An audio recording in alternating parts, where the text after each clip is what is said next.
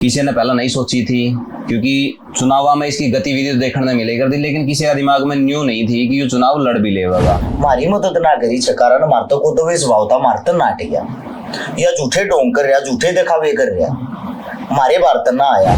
मैंने मना कर दिया था, मैं चुनाव लड़ना नहीं चाहता, क्योंकि लोगों भी नहीं मानना है। शेखारा राजस्थान से चुनाव लड़ना चाहता होगा, इसीलिए राजस्थान में इतना प्यार प्रेम और ऐसा भाईचारा। वो आना ही विधानसभा क्यों चुनी है, जब आप खुद सोनीपत विधानसभा में हो यहाँ पे?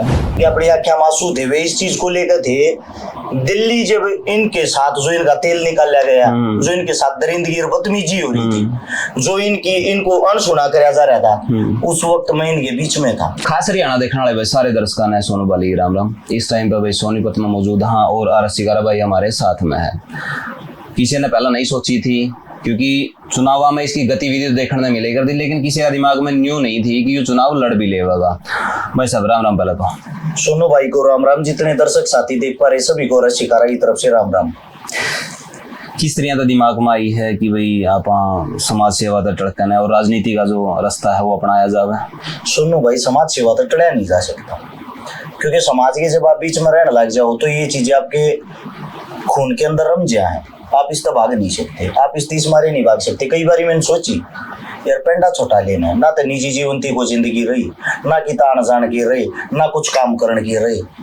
कई बार सोची भी टलन की, 3-3 4-4 दिन कति दूर रहा हूँ, कोना पर किसी तो बात नहीं करी, एक ला रहा अग भाई यह जिंदगी एक इसी जिंदगी होगी, अपनी तरफ और ज्यादा खींचती जावे। लेकिन जब घर के बाहर लेकड़ा था, घर के बाहर ऐसा कोई दिन नहीं जाया करता जिस दिन मदद मांगने वाले ना होते हो, और उनका जवाब ये होता जब तीन नहीं मिलेगा नहीं पेट लेगा, हम नहीं जाएंगे, हमारे बैठे रहेंगे। मजबूरी में फिर इंसान क्या करेगा? किसी ने बार बाट देखा इतने बड़े हम साहब तो नहीं है। उठ कर जब उन जाके मिलते, उनकी आख्या में जो आंसू देखते हुए आंसू ये कहते मारा तो तू है जो कि मर्तन नहीं करना पड़ेगा, तेरे ते न्यारा कोई शय कोई ना। उड़े ते भीतर एक हीन भावना आ जाती, अब तू इनका हक मारने लग रहा तो न कुछ करना चाहिए। फिर मारते जिसी कोशिश होती हुआ करने की कोशिश करते, वह कोशिश करते करते आज इसी जगह पर पहुंच गए। हाँ, ये करते करते भी अपने आप तक घिन हो रही है। मदद करते दिन में एक या दो मदद आवा भाई 20-20, जो 2 करते हैं वे तो चलो अच्छा बताओ, वे तो नौका बहुत बढ़िया करे, लेकिन वे जो 18-20 दिन में ना होती वे गाड़ भी तो देना अंदर अंदर। मारी मदद ना करी कारण मारतो को तो वे स्वभावता मारता नाट गया या झूठे ढोंग कर रहा, झूठे दिखावे कर रहा, मारे भारत ना आया। तो वे चीजें देखकर फिर नहीं सोचा अपना घर आप बढ़ाया जा, कुछ बड़ा करया जा, जिसके कारण हम किसी ने भी नाराज ना करा, सबकी समस्याएं सुन सके। इतने बड़े धन्ना सेठ हम भी नहीं है, इसी परिवार में हम भी पैदा नहीं हो रहे, हम खुद मजदूर के बालक साइक। तो मेरा मानना ये है आपके पास पावर होगी, पावर के साथ साथ आप बहुत कुछ कर सकते हो, और सत्ता से बड़ी पावर या राजनीति से बड़ी पावर किसी चीज के अंदर नहीं है। इस अपने हिंदुस्तान के अंदर तो ताकतवर वही है जिसके पास पावर है। पावर 2 ही चीजों में, या तो आपके पास पैसा हो या आपके पास पद हो। अब थोड़ा सा बैक जाऊँ राजस्थान चुनाव पे। जी जी।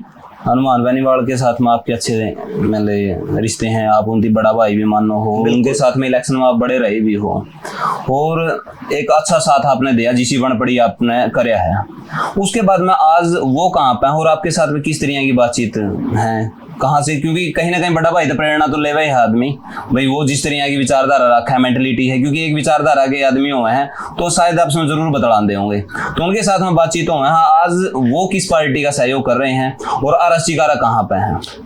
हनुमान जी बेनीवाल जी जो हैं, देखो सबसे पहले तो एक बहुत बड़े किसान नेता हमारे लिए आदरणीय भी बड़े भाई साहब हमारे। मैं आपको बता देता हूँ, हनुमान जी बेनीवाल और चंद्रशेखर रावण, मैंने दोनों का तो बहुत कुछ सीखने मिल गया। उनका जो गठबंधन जिस वक्त हुआ राजस्थान के अंदर, दोनों को मिलवाने वाला मैं ही था। मैं उनका छोटा भाई और मेरा मान सम्मान रखते हुए दोनों बड़े भाई आपस में मिल गए, मेरे को बहुत खुशी हुई। उसके बाद क्या होता है, उनसे जो आप बात कर रहे हो उनसे क्या कुछ सीखने को मिला, क्या कुछ देखा। हनुमान जी जो बेनीवाल हैं, उनके पिताजी भी आपको नहीं बताओ तो विधायक थे, और उनका जो राजनीतिक करियर रहा है उससे पहले वो जब विद्यार्थी थे, वो जब भी कॉलेज के प्रेसिडेंट थे, तो उनको वे चीजें विरासत में मिल गई। उन्होंने जो उनके पिताजी थे उन्हीं कामों को आगे बढ़ाते बढ़ाते अपने परिवार को भी आगे बढ़ाया, अपने भाई को भी विधायक बनाया। पार्टी बनाई, वो अपने पैरों पे खड़े हो गए। आप कह रहे हो ना जो वो खाएं हम खाएं, तो उसको ये चीजें विरासत में मिलेगी। विरासत में मिलते हुए उसने अपनी चीजों को और आगे तक बढ़ा लिया। और अब बात आती है दूसरा भाई अपना चंद्रशेखर जी।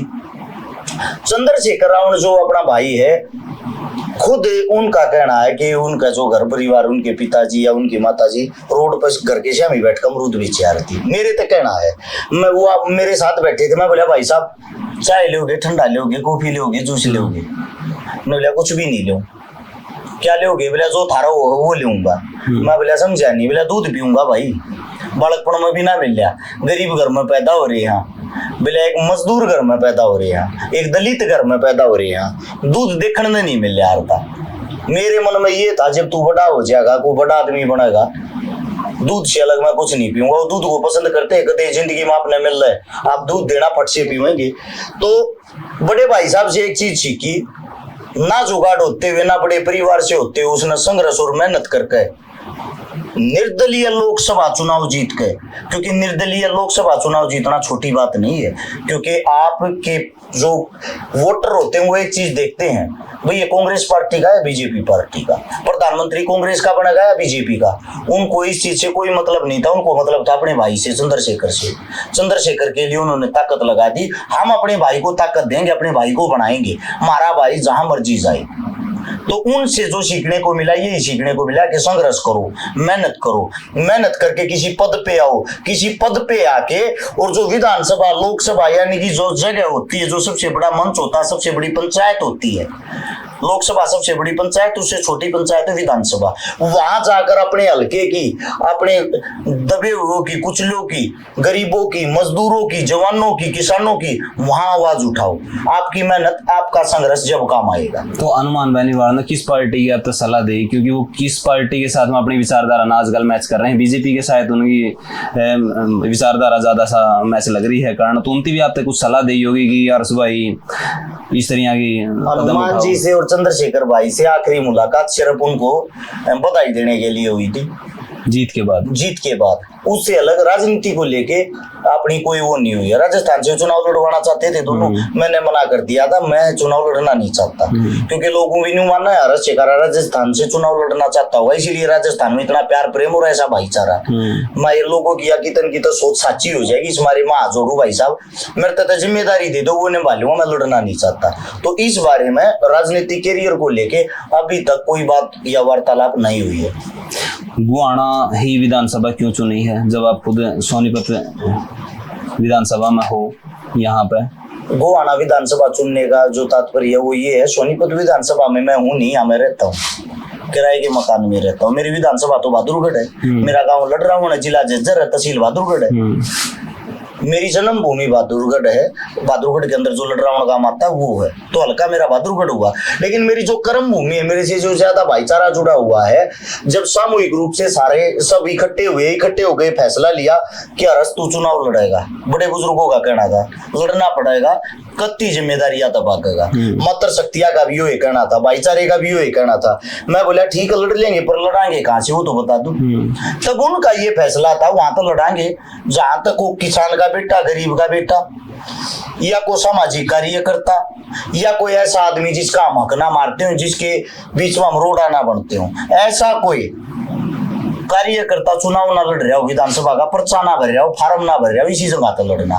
तो ऐसी विधानसभा गोवाना नजर आई, और गोवाना के अंदर हमारा भाईचारा, हमारा प्यार प्रेम, 16 साल 3 गांव हम आपस में जुड़े हुए हैं, और एक गांव के अंदर मेरे घर जैसा व्यवहार रहता है, इस मारे यहाँ से फैसला किया। अगर कांग्रेस पार्टी आपने टिकट नहीं देन दी, क्योंकि मैं सीधा तौर पे ही यह बात बोलूंगा, कोई घुमा फिरा कर नहीं बोलूंगा, तो क्या निर्दलीय चुनाव लड़ने का पक्का फैसला है? भाई साहब पहली बात तो टिकट के इंतजार में ही नहीं है। आप ये सोच रहे हो ना कांग्रेस पार्टी टिकट नहीं देती है, यहाँ से माननीय सांसद तो ये विधायक साहब हमारे 5 बार के विधायक हैं, मलिक साहब, मानते होगे, और मलिक साहब का खुद ये कहना, जब तक मैं जिंदा हूँ मेरी टिकट काटने वाला इस धरती पे कोई पैदा ही नहीं हुआ। अगर इतना बड़ा आदमी इतनी बड़ी बात कहता है तो कोई ना कोई खास बात तो होगी। तो एक दूसरा पहलू भी निकल रहा है, फिर उसको वही बात है नहीं, मलिक को हराने के लिए रसीकारा का बीजेपी इस्तेमाल कर रही है, अभी दूसरा पहलू निकल। अच्छा, बीजेपी इस्तेमाल कर रही है, आपकी बात सही है, ये दूसरा पहलू काट दिया आपने। बीजेपी का शायद कांग्रेस पार्टी से ज्यादा तो विरोध मन ने कराया है, सबसे ज्यादा जूतर लठ मन ने खाए हैं, सबसे ज्यादा मुकदमे बीजेपी ने मेरे लगवा रखे हैं और उनके लिए मैं चुनाव लड़ूंगा। वे मैंने टिकट ना दे, मैं टिकट पे ना लड़ लूंगा फिर तो। नहीं, टिकट देने में उनका सूद कम आवेगी शायद, उनकी निर्दलीय में आपका अरे भाई साहब एक बात सोच के देखो ना, आप राजनीतिक तरीके से ही सोचो। अब तो हर्ष शिकारा एक सीट से चुनाव लड़ेगा। मेरा जितना भाईचारा है, संपूर्ण भाईचारा, वो भी तो उनका चौकरता का फायदा ही करता होगा। टिकट मिलेगी तो मिलने की बात अलग है भाई। दे हैं लेता कौन है? 20 जगह तक है नुका है, 20 जो ग्रामीण सीट है जड़े तरा जी करे उड़े ते टिकट ले। चुनाव हम जतवाओगे न्यू कहते कह दी थी, मैंने पक्का जितवा दोगे, कोई डाउट नहीं।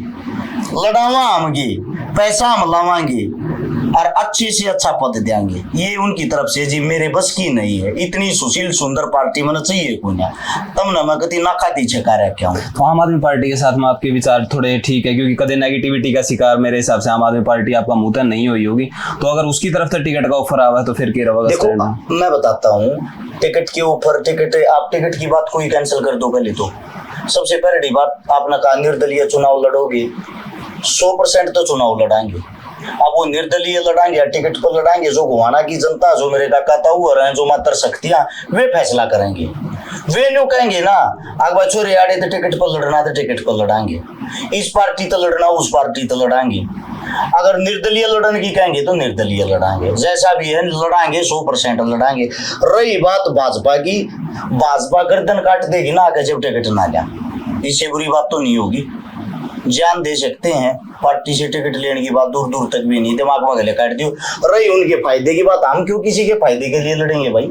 हम किसी का फायदा नुकसान करने के लिए नहीं लड़ रहे, हम चुनाव अपने लिए लड़ रहे। घर हमारा चढ़ा है यार, हमारे बालक घूमे हमारी गल, पैसा हमारा वेस्ट होगा, भाईचारा हमारा परेशान हो रहा। आप जी से भाई मारे दुखी कर रखे मन, पत्रकार साथी जितने हैं, आप मेर ममता में किस लिए आओ? अपनी जेब में तेल फूक है, इसीलिए तो आते होगे। अब हमारा भाई खड़ा है, अच्छा आदमी है, अच्छे आदमी का कोई फायदा होता हो तो अच्छी बात है।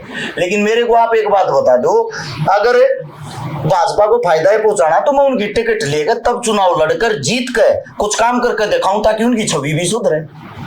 नहीं, उसका राजनीतिक समीकरण अलग बिठा रहे हो और स्वीकारा का इस्तेमाल करना चाहते हो, टिकट ना दे कहने। बड़े भाई साहब फिर ये राजनीतिक समीकरण मनीषा लागा आपके दिमाग में ज्यादा तगड़ा चल रहा है, अपने में ऐसा दूर दूर तक नहीं है।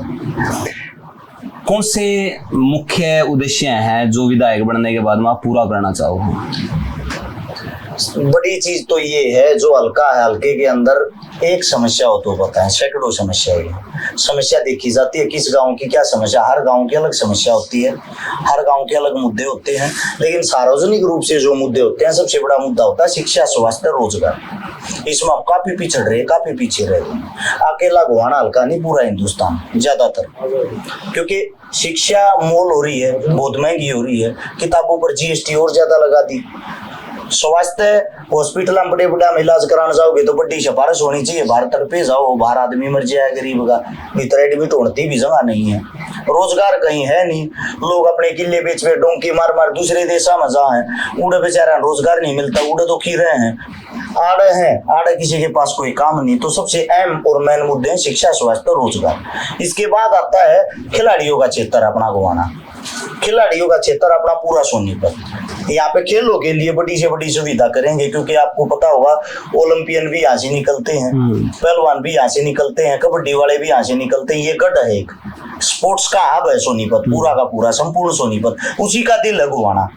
तो यहाँ खेलों को लेके भी एक स्पेशल कोई अच्छा कार्य करेंगे, ताकि हर गांव के अंदर से पहलवान निकले, हर गांव के अंदर से कबड्डी वाला अच्छा लड़का निकले, हर गांव के अंदर से कोई क्रिकेटर निकले, हर गांव के अंदर से कोई बड़ा प्लेयर निकले। नहीं, जो जरूरत की चीज है या फिर जो इंटरेस्ट बेस्ड खेल है, सर्कल कबड्डी की आप बात कर रहा हूँ, कोई इज्जत नहीं है जबकि घर घर खेली जावे है, और एक ऊंचा लेवल पर पहचान भी बनवाई है पहलवान है, लेकिन उसकी तरफ जरा सा भी ध्यान नहीं है हरियाणा सरकार। भाई साहब आपने ये ऐसी बात करी है दिल की। सर्कल कबड्डी एक ऐसी कबड्डी है, मेरे हिसाब तो हरियाणा के खून में है। आप न्यू देख लो, हमारे बुजुर्ग बहुत ज्यादा पसंद कर रहे हैं। एक भाई है अभी अपना शिल्लू भाई, शिल्लू बलारा, उसने कबड्डी का 70 इस टाइम पे इतना ऊंचा उठा दिया, हम खुद कबड्डी देखनी भूल गए थे। मतलब इंटरेस्ट नहीं रहा था, क्योंकि हमारे कहने की जो हाल फिलहाल की टीमें हैं वे इस साइड मैच नहीं होते। सिल्लू भाई ने दोबारा से इंटरेस्ट बना दिया है, डेली शाम को उसकी 25-30 वीडियो देख लेते हैं। सिल्लू ने भी इतना बड़ा नाम कराया, नाम कहाँ जाके किया है? पंजाब में सबसे ज्यादा मैच कहाँ होते हैं? पंजाब में, या उससे बाहर कहाँ होते? विदेश में। पंजाब में उन्हें ट्रैक्टर मिल रहे हैं, क्रेन मिल रहे हैं, जेसीबी मिल रहे हैं, पैसा मिल रहा है, बुलेट मिल रहा है, कार मिल रहा है। हरियाणा वाले कहते हैं, अपनी सरकार कहती है।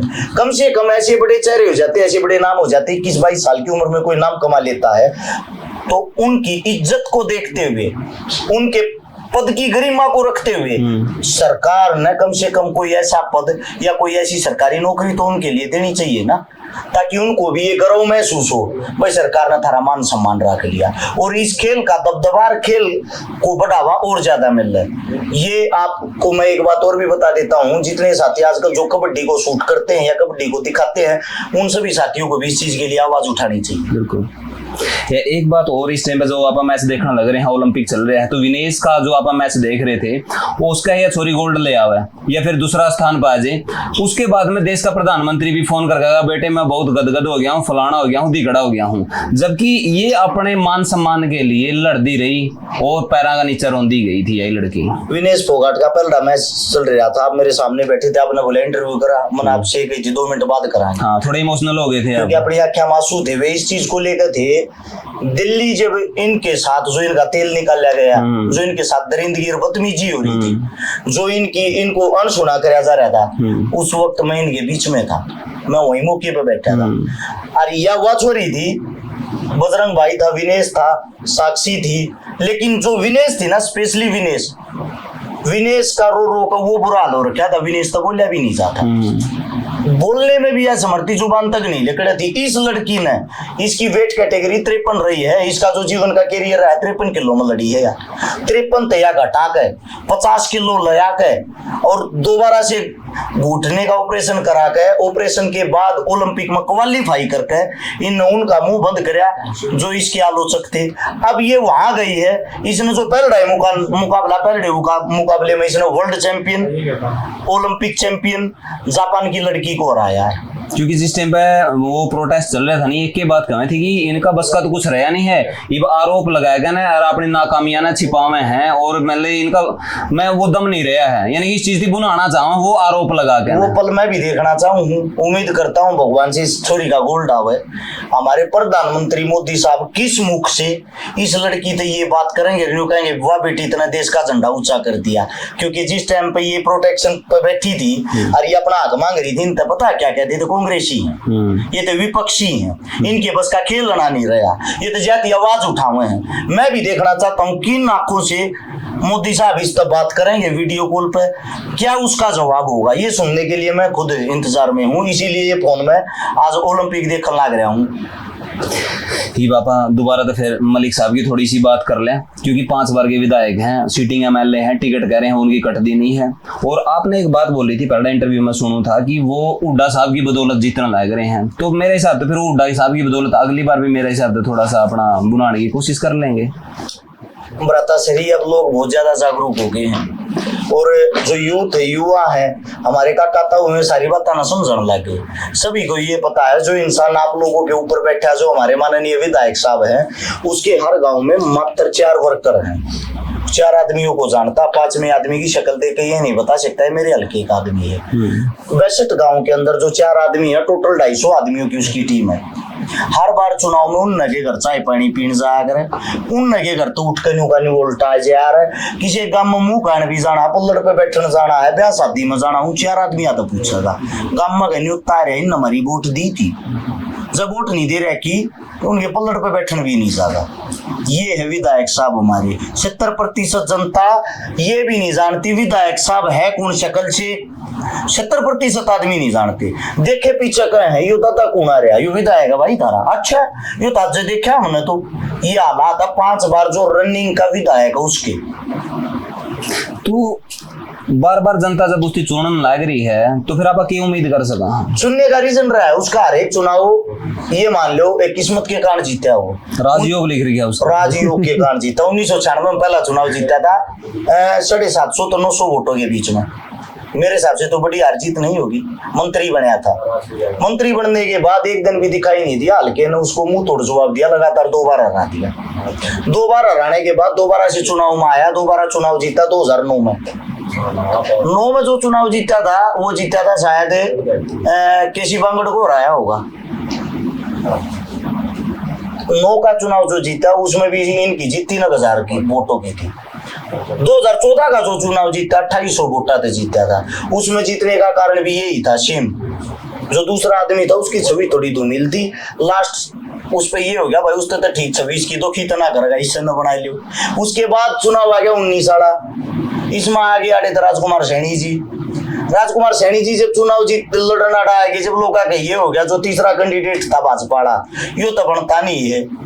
6 किस तरह थे लोग, तीसरा जो था बोला यो बनता नहीं, कम तक कम राजकुमार सैनी बनाएगा, इस तो बढ़िया इससे ना बना लिया, उल्टा यो फिर बना दिया। यानी तो इसका धक्का तो सूता है, इसका एक बार धक्के तो सूता ही है। और इसका जो कहना है, ये कहना क्या चाहता है, इसका ये कहना मेरी जब तक टिकट नहीं कटेगी, जब तक मैं जीवित हूँ, जिंदा हूँ। तो इस जिद में रस्सी कारा तो नहीं इसकी कड़ लाना खातर पहुंच रहा भाई ला इसका भाई मारे तो यू बैम कर दे मैं बताऊँ मारे तो है पूजनीय है, दादाजी इतनी उम्र का है, ऊँता का करें भाई, हम तो किसकी कड़ ला सका, हम अपने काम पर लड़ाएंगे। हम हमारी नजर में कोई विपक्ष नहीं है, मतलब किसी की जड़ काट कर या किसी के बारे में दुष्प्रचार करके नहीं बनना, उसकी सच्चाई बतावा। जो ये बात है वास्तविकता है, मुंह पर नटवा दो, कदे उसका इंटरव्यू लियो, पूछ लियो, छकारा नहीं कहना लग रहा था, सच्ची बात बताऊं गामा में नहीं जाता तू, तो अपने आप पता लग जाएगा।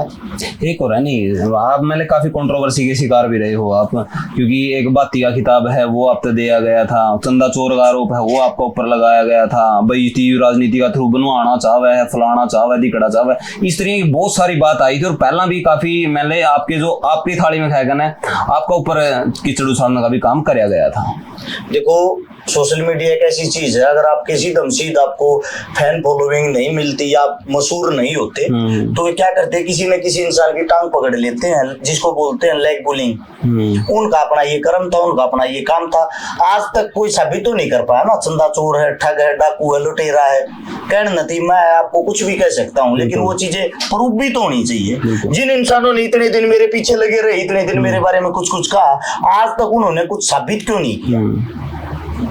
और आपने मैंने सोशल मीडिया के ऊपर आएगा ने यह बात कही थी कि भाई चलो मैं खुश नसीब हूँ, मैं बाती हूँ यार, ये मेरा भरोसे इतनी बेबे हैं, वह चीज भी आपने बोली थी, तो यह बात कहनी भी मेरे हिसाब से छोटी नहीं थी, बहुत बड़ी बात, प्राउड फील होगा इस चीज पे तो, क्योंकि जो बहन है, अब कल ही हम जा रहे थे पिलाना गाँव में, वहाँ ये जो ओम शांति वाली दीदी हो यार, इनको दीदी बोलते हैं इनकी लैंग्वेज में, वो दीदी यहाँ इकट्ठा हो गए, ये राखी बांधी ऑन रोड। आप बहुत अच्छा काम कर रहे हो, सभी दीदियों का आपके साथ आशीर्वाद ऐसे ही करते रहना, झुकना नहीं आपको। तो कहीं ना कहीं उनके दिलों में जगह है एक भाई के लिए, वो मेरे को भाई मानते, इससे अच्छा मेरे लिए क्या प्राउड की मूवमेंट होगी। बिल्कुल। एक हरिद्वार का पूरा संत समाज का जो सपोर्ट है वो काफी बड़ा मतलब एक मूवमेंट है, क्योंकि मेरे हिसाब से आज तक किसी भी जो भावी विधायक है उनकी इतना प्यार नहीं मिला है, वो जो अपना आप तीनों कहा भाई मैं चुनाव लड़ूंगा और उसके बाद में सारा संत समाज मेरे साथ में रिक्वेस्ट करने के बाद में मिला, लेकिन रामानंद जी ने बहुत बड़ा आपके लिए इवेंट एकदम से सरप्राइज का तौर पर हरिद्वार दवाई लेने के लिए गए थे, कैंसर की एक साथी की माता जी के लिए, और वहां गए जब रामानंद महाराज जी को गुरु जी को पता लग गया, मैं उनके साथ लंबे टाइम से जुड़ रहा हूँ, हमारे महाराज जी बनने से पहले दोस्त भी रहे, पहलवान थे वो हमारे साथ रहे हैं। तो क्या होता है, जो महाराज जी हैं, गुरु जी हैं, उनसे हम इतने लंबे टाइम से जुड़ रहे हैं, बचपन से एक अलग ही प्यार प्रेम है, उनकी जो संस्था उससे भी जुड़े हुए हैं। हरिद्वार में भी उनके श्यामी टक्कर में 2 लड़कियां की शादी करवा कर हैं, तो वहां तक जुड़ाव होता चला गया।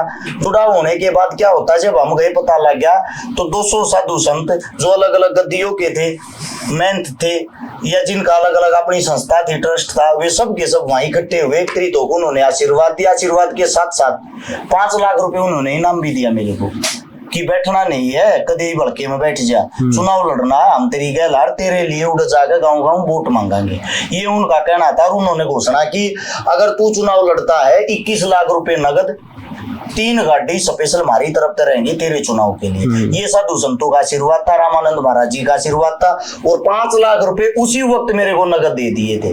मन्ना करे गुरुजी मन आशीर्वाद चाहिए, इससे न्यारा कुछ नहीं। उनका ये कहना था, भाई जो तू काम कर रहा है ना वो काम हम नहीं कर सकते, हम जो काम कर रहे हैं वो तू नहीं कर सकता, तो तेरे काम को तू ही और अच्छे तरीके से जब करेगा जब तेरे को ताकत मिलेगी। ये सभी गुरुओं का आशीर्वाद है, इसको आशीर्वाद समझ कर अपने पास ले ले। तो 5 लाख रुपए मेरे को नगद दिए थे उन्होंने। चुनाव एक मोटा बजट का काम होगा रस भाई, मैंने इसमें न्यू तो है को नहीं कि न्यू हाथ ला यार चुनाव लड़ लिया। इसमें हर तरीका की मैनेजमेंट की जरूरत पड़ा है, हर तरीका की व्यवस्था करनी पड़ा है, वो बिना पीछे हो नहीं सकती। तो इतनी सारी जो फंडिंग है उसका बजट किस तरह से आपने एडजस्ट कराया? जनता चुनाव लड़वाओगी, जनता ही उठाने वाली है, जनता ही बजट देने वाली है, जो करेगी जनता करेगी, जो करेगा अपना भाईचारा करेगा। उन्होंने सिर्फ एक बात कही है, तू लड़ाई लड़, तू आगे है, अगला कार्य हमारा है, हम अपने आप संभालेंगे। बहुत सारे भाइयों के फोन आते हैं, 2 गाड़ी मेरी तरफ से है भाई, 2 लाख रुपये मेरी तरफ से है, जब देने हो जब पहुंचाने हो बता देना। तो जिम्मेदारी के लिए लोग तैयार बैठे हैं। जैसे इस लड़ाई में आगे बढ़ेंगे, इस एतवार को संडे के दिन 11 तारीख को सुबह 10 बजे गोवाना में राधा स्वामी सत्संग व्यास के सामने कार्यालय का शुभ मुहूर्त कराएंगे। आपके जो दर्शक साथी देख पा रहे उन सभी का भी न्योता है। उस दिन तो जो पहल कराएंगे ना, उसके बाद आप कारवा देखना, जितने लोगों की रैलियां माध्यमिया उतने तो अपने कार्यालय के उद्घाटन में आ पाऊंगे। सब कुछ करवाने वाले वही हैं, अपना कार्य सिर्फ आगे बढ़ना है। तो मैन के मैसेज है आपका गुवाना की जनता खातर या फिर हरियाणा की जनता खातर? हरियाणा की जनता खातिर तो ये मैसेज है भाई, आपकी क्षेत्र से, आपकी विधानसभा से जो भी यूथ यंग नया बच्चा हो जिसके अंदर आपको टैलेंट दिखाई देता हो या लगता हो कि आपके हल्के का विकास कर सकता है, वो किसी पार्टी में हो या ना हो, आप कब तक इन राजनेताओं के गुलाम बने रहोगे? कदे इनके दादार बनते आया करते, फिर इनके बापू बनने लगे, फिर इनके बेटे बनने लगे। इस परंपरा को तोड़ने के लिए इस कुर्सी का स्वाद एक बतम भी लेके देख लो। थारा मन नहीं करता आम गरीब का बच्चा, दलित का बच्चा, किसान का बच्चा, मजदूर का बच्चा, जमींदार का बच्चा, जवान का बच्चा, सबके सब इस कुर्सी पे बैठ कर देखो। अपने हल्के में कब की बार ऐसे इंसान को चुनना जिसकी दो रात दी रात ना आप लोग अपनी समस्या लेकर जा सकते हो। और गोवाना की जो जनता उसको ये कहना चाहूंगा, अगर सच में वास्तविकता में हमने काम कर रहा है क्या, तो आप लोगों का अधिकार बनता है वोट भी देना और साथ भी देना।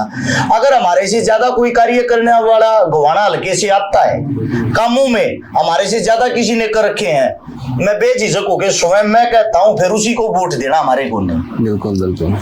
तो आपने क्या कुछ लगा है RS11 का यू कदम ठीक है, और गुवाना की जनता क्या वाकई में RS11 देखना चाहे है? आपने पूरे हरियाणा वासियों ने क्या कुछ लगा है कि क्या स्थिति है इस टाइम पे RS11 की ग्राउंड पर रहने वाली है, और आपने क्या अंदेशा लगा है? वीडियो के कमेंट बॉक्स में आप लिख सको। वीडियो ने शेयर कर दियो। मिला है नेक्स्ट वीडियो में, तब तक के लिए जय हिंद, वंदे मातरम, जय जवान जय किसान।